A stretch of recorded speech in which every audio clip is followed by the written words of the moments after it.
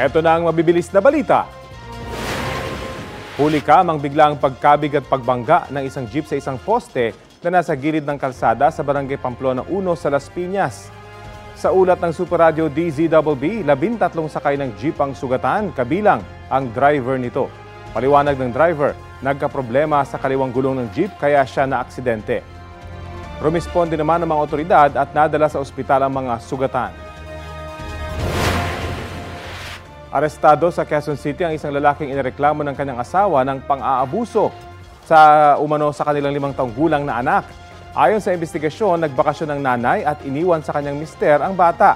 Pag-uwi niya raw, doon na niya napansin ang kakaibang kilos ng bata. Nang isa ilalim sa pagsusuri, napag-alamang may injury sa pribadong parte ng katawan ng bata. Git ng suspect, hindi niya inabuso ang anak.